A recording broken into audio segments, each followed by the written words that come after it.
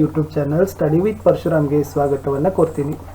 ಕಲಿಕಾ ಚೇತರಿಕೆಯಲ್ಲಿ ಈ ದಿನ 8ನೇ ತರಗತಿಯ ವಿಜ್ಞಾನದಲ್ಲಿ 8ನೇ ಕಲಿಕಾಂಶ ಇದೆ ಘರ್ಷಣೆ ಅಂತ. ಈ ಘರ್ಷಣೆಯಲ್ಲಿ ಕಲಿಕಾ ಹಾಳೆ 1, 2 ಮತ್ತು 3ರಲ್ಲಿರ್ತಕ್ಕಂಥ ಪ್ರಶ್ನೆಗಳಿಗೆ ಉತ್ತರವನ್ನು ಈ ವಿಡಿಯೋದಲ್ಲಿ ತಂದಿದ್ದೀವಿ.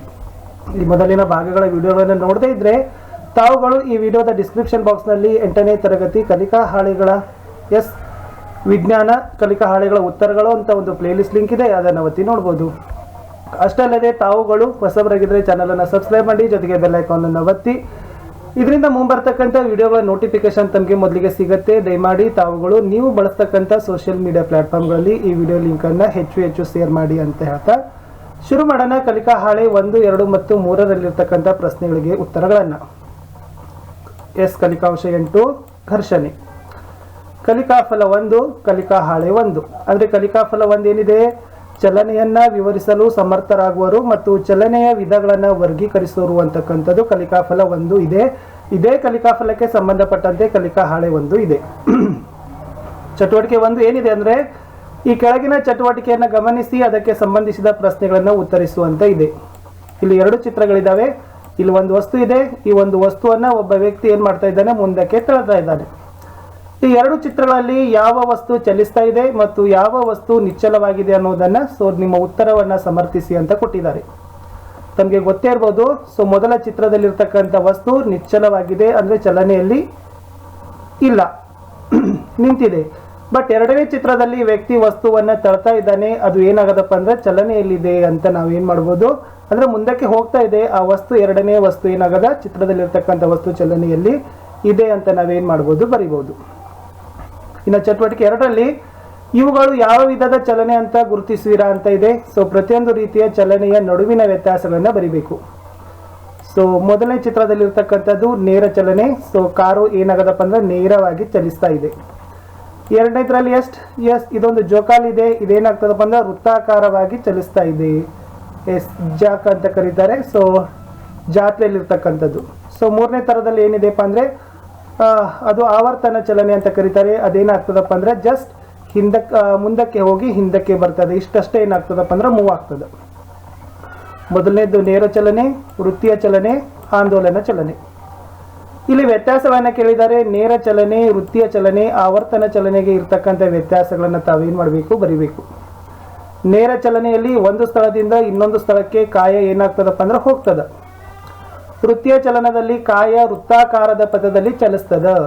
ಆವರ್ತನದಲ್ಲಿ ಚಲನದಲ್ಲಿ ಕಾಯ ಆಂದೋಲನ ಅಂದ್ರೆ ಮುಂದೆ ಹೋಗಿ ಮತ್ತೆ ಹಿಂದಕ್ಕೆ ಬರ್ತದ ಅಂತ ನಾವೇನ್ ಮಾಡ್ಬೋದು, ಬರಿಬಹುದು. ಅಷ್ಟು ಕಲಿಕಾ ಹಾಳೆ 1ರಲ್ಲಿರ್ತಕ್ಕಂಥ ಉತ್ತರಗಳು ಮುಗಿತು. ಇನ್ನು 2ನೇ ಕಲಿಕಾಫಲದಲ್ಲಿ 2ನೇ ಕಲಿಕಾ ಹಾಳೆ ಇದೆ. ಇಲ್ಲಿ ಏನಿದೆ ಅಂತಂದ್ರೆ ಒಂದು ಸರಳ ಲೋಲಕವನ್ನ ಮಾಡಿ ಅದನ್ನು ತೂಗುವಂತೆ ಮಾಡಬೇಕು. ಕೋಷ್ಟಕದಲ್ಲಿ ಗಮನಿಸಿದ ಅಂಶಗಳನ್ನ ಪಟ್ಟಿ ಮಾಡಬೇಕು. ಅದು 20 ಆಂದೋಲನಗಳಿಗೆ ತೆಗೆದುಕೊಂಡ ಕಾಲ ಎಷ್ಟಿರ್ತದ, ಆವರ್ತನಾವಧಿ ಎಷ್ಟಿರ್ತದ ಅಂತ ಏನ್ ಮಾಡ್ಬೇಕಪ್ಪ ಅಂದ್ರೆ ತಾವು ಈ ಚಿತ್ರದಲ್ಲಿದ್ದಕ್ಕೆ ಪ್ರಯೋಗವನ್ನ ಮಾಡಬೇಕು. ನೋಡಿ, 4 ಸರಿ ಅದು ಆಂದೋಲನವಾಗಿ ಚಲಿಸಿದಾಗ ಅದು ಸೇಮ್ ಆಗಿ ಸಮಯವನ್ನ ತೆಗೆದುಕೊಳ್ತದೆ. ಒಂದೇ ತರನಾಗಿರ್ತಕ್ಕಂಥ 12 ಸೆಕೆಂಡ್ಗಳ ಕಾಲ ಸಮಯ ಏನಾಗ್ತದಪ್ಪ ಅಂದ್ರೆ ಆ ಲೋಲಕ ತೆಗೆದುಕೊಳ್ತದ ಅನ್ನೋದನ್ನ ನಾವು ಬರಿಬಹುದು. ಇದು ಉತ್ತರಗಳನ್ನ ತಾವೇನ್ ಮಾಡ್ಬೇಕು, ಅಲ್ಲಿ ಬರಿಬೇಕು. 4 ಬಾರಿ ತೂಗಿದಾಗ ಸೇಮ್ ಆಗಿರ್ತಕ್ಕಂಥದ್ದು ಬರ್ತದೆ, ವ್ಯತ್ಯಾಸ ಬರೋದಿಲ್ಲ. ಇನ್ನ ಆ ಒಂದು ಪ್ರಯೋಗ ಮಾಡಿದಾಗ ಇಲ್ಲಿ 2 ಪ್ರಶ್ನೆಗಳಿಗೆ ಉತ್ತರಗಳನ್ನು ಕೊಡಬೇಕು. ನಿನ್ನ ಪ್ರತಿಯೊಂದು ವೀಕ್ಷಣೆಯಲ್ಲಿ ಲೋಲಕದ ಆವರ್ತನಾವಧಿ ಒಂದೇ ಆಗಿದೆ ಅಂತ ಕೇಳಿದ್ದಾರೆ. ಹೌದು, ಒಂದೇ ಆಗಿದೆ, 12 ಸೆಕೆಂಡ್. ಹಾಗಾದ್ರೆ ಆಂದೋಲನ ಅವಧಿ ಅಂದ್ರೆ ಏನು? ಉತ್ತರ ನೋಡಿ. ಒಂದು ಆಂದೋಲನಕ್ಕೆ ಕಾಯ ತೆಗೆದುಕೊಳ್ಳುವುದಕ್ಕೆ ತೆಗೆದುಕೊಳ್ಳುವ ಕಾಲ ಅಥವಾ ಸಮಯಕ್ಕೆ ಆಂದೋಲನ ಅವಧಿ ಅಂತ ಕರೀತಾರೆ. ಒಂದು ಆಂದೋಲನ ಅಂದ್ರೆ ಹಿಂಗೆ ಮುಂದೆ ಹೋಗಿ ಮತ್ತೆ ಹಿಂದೆ ಬರೋದು. ಇಷ್ಟಕ್ಕೆ ಆ ಕಾಯ ಎಷ್ಟು ಸಮಯ ತಗೋತದಲ್ಲ ಅದನ್ನ ಏನಂತ ಕರೀತಾರೆ, ಆಂದೋಲನ ಅವಧಿ ಅಂತ ಏನ್ ಮಾಡ್ತಾರಪ್ಪ ಅಂದ್ರೆ ಕರೀತಾರೆ. ಇಲ್ಲಿಗೆ ಕಲಿಕಾ ಹಾಳೆ 2 ಮುಗಿತು. ಇನ್ನ ಕಲಿಕಾಫಲ 3ರಲ್ಲಿ ಕಲಿಕಾ ಹಾಳೆ 3 ಇದೆ. ಇಲ್ಲೇನು ಪ್ರಶ್ನೆ ಇದೆ ಅಂತಂದ್ರೆ ಚೆಂಡನ್ನ ತೆಗೆದುಕೊಂಡು ಚೆಂಡನ್ನ ಇಳಿಜಾರಿನಲ್ಲಿ ಉರುಳುವಂತೆ ಮಾಡಬೇಕು. ಅಂತಿಮ ಬಿಂದುವನ್ನು ಗುರುತಿಸಬೇಕು. ಅದನ್ನು ದಾಟಲು ಬೇಕಾಗುವ ಸಮಯವನ್ನು ಬರ್ಕೋಬೇಕು. ಬೇರೆ ಬೇರೆ ಸಮಯದಲ್ಲಿ ಆ ಚೆಂಡಿನ ಜವವನ್ನು ಕಂಡುಹಿಡಿಬೇಕು. ಅದು ಎಷ್ಟು ದೂರ ಚಲಿಸಿತು, ಎಷ್ಟು ಸಮಯ ತೆಗೆದುಕೊಳ್ಳಿತು, ಜವ ಏನು, ಜವ ಕಂಡುಹಿಡಬೇಕಾದ್ರೆ ಚಲಿಸಿದ ದೂರ ಅಪಾನ್ ಕಾಲ ಅಂತ ಬರಿಬೇಕು. ನೋಡಿ, ಸೊ ಮೊದಲನೇಗೆ ಚೆಂಡು 12 ಮೀಟರ್ ಹೋಯಿತು ಅಂತ ತಿಳ್ಕೊಳ್ಳೋಣ. ಅದು 8 ಸೆಕೆಂಡ್ ಕಾಲ ಸಮಯ ತೆಗೆದುಕೊಳ್ತು. ಸೊ ಜವ ಎಷ್ಟಾಯಿತು? 1.5 ಮೀಟರ್ ಪರ್ ಸೆಕೆಂಡ್. ಎರಡನೇ ಚೆಂಡು 10 ಮೀಟರ್ ಚಲಿಸಿದ ದೂರ ಆಯಿತು, 8 ಸೆಕೆಂಡ್ ಕಾಲ ಸೇಮ್ ಸಮಯ, ಅದು 1.25 ಮೀಟರ್ ಪರ್ ಸೆಕೆಂಡ್. ಮೂರನೇ ಚೆಂಡು 5 ಮೀಟರ್ ದೂರ ಹೋಯಿತು, ಅದು 8 ಸೆಕೆಂಡ್ ಸಮಯ ತಗೋತು, ಅದು 0.625 ಮೀಟರ್ ಪರ್ ಸೆಕೆಂಡ್ ಆಯಿತು. ಜವ ಕಂಡುಹಿಡಿಬೇಕಾದ್ರೆ ಈ ಸೂತ್ರವನ್ನು ಬಳಸಬೇಕು, ಚಲಿಸಿದ ದೂರ ಅಪಾನ್ ತೆಗೆದುಕೊಂಡ ಕಾಲ, ಆಮೇಲೆ ಏನು ಸಿಗ್ತದೆ ಅದನ್ನು ಮೀಟರ್ ಪರ್ ಸೆಕೆಂಡ್ ಅಲ್ಲಿ ಬರೆದ್ರೆ ಅದು ಜವ ಏನಾಗ್ತದಪ್ಪ ಅಂದ್ರೆ ಆಗ್ತದ. ಸೊ ಇದು ಇತ್ತು ಉತ್ತರ. ಇನ್ನು ಎಸ್, ಇಲ್ಲಿ ನಿಲ್ದಾಣ ಇದೆ, ಯಾವ ದಿನದಲ್ಲಿ ಪ್ರಯಾಣ ಮಾಡಿತ್ತು, ಸಮಯ ಏನಿತ್ತು, ಎಲ್ಲಿ ಹೋಗಿ ಮುಟ್ಟಿತು, ಎಷ್ಟು ದೂರ ಆಯಿತು ಅನ್ನೋದನ್ನು ಏನು ಮಾಡಿದಾರಪ್ಪ ಅಂದ್ರೆ ಯಾದಗಿರಿ, ರಾಯಚೂರು, ಮಂತ್ರಾಲಯ, ಗುಂತಕಲ್, ಬಳ್ಳಾರಿ, ತುಮಕೂರು, ಯಶವಂತಪುರ ಅವೆಲ್ಲ ಕೊಟ್ಟಿದ್ದಾರೆ. ಅದನ್ನ ಏನು ಮಾಡಬೇಕು, ಯಾವ ನಿಲ್ದಾಣದಿಂದ ಯಾವ ನಿಲ್ದಾಣವರೆಗೆ ಎಷ್ಟು ದೂರ ಹೋಯಿತು, ಎಷ್ಟು ಕಾಲ ತೆಗೆದುಕೊಳ್ಳಿತು, ಎಷ್ಟು ಜವ ಆಯಿತು ಅನ್ನೋದನ್ನು ತಾವುಗಳು ಬರಿಬೇಕು, ಲೆಕ್ಕ ಮಾಡಿ. ಉತ್ತರ ನೋಡೋಣ.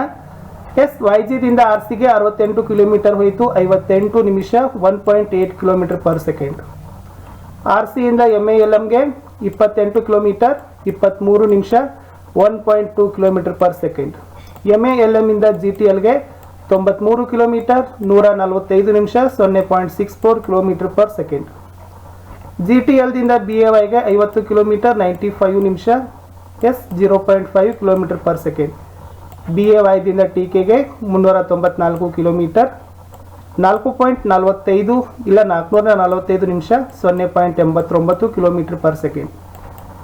TKಯಿಂದ YPRಗೆ 67 ಕಿಲೋಮೀಟರ್ ಇತ್ತು. ಸ್ವಲ್ಪ ಪಾಸ್ ಮಾಡಿ ಅದನ್ನು ತಾವೇನು ಮಾಡಬೇಕಪ್ಪ ಅಂದರೆ ಬರಿಬೇಕು. ಅದನ್ನು ಲೆಕ್ಕಾಚಾರವನ್ನು ಮಾಡಿದರೆ ಉತ್ತರಗಳು ಗೊತ್ತಾಗ್ತದೆ. ಮೇಲಿನ ಲೆಕ್ಕಾಚಾರವನ್ನು ಆಧರಿಸಿ ಕೆಳಗಿನ ಪ್ರಶ್ನೆಗಳಿಗೆ ಉತ್ತರಗಳನ್ನು ಬರಿಬೇಕು. ರೈಲು ಎಲ್ಲ ಸಮಯದಲ್ಲಿ ಒಂದೇ ಜವದಲ್ಲಿ ಚಲಿಸಿದೆಯಾ ಅಂತ ಕೇಳಿದ್ದಾರೆ. ಇಲ್ಲಿ ಎಲ್ಲ ಜವ ಏನಾದಪ್ಪ ಅಂದ್ರೆ ಡಿಫ್ರೆಂಟ್ ಇದಾವೆ. ಸೊ ಉತ್ತರ ಏನು ಬರಿಬೇಕು? ರೈಲು ಬೇರೆ ಬೇರೆ ಜವದೊಂದಿಗೆ ಚಲಿಸಿತು ಅನ್ನೋದನ್ನು ಬರಿಬೇಕು.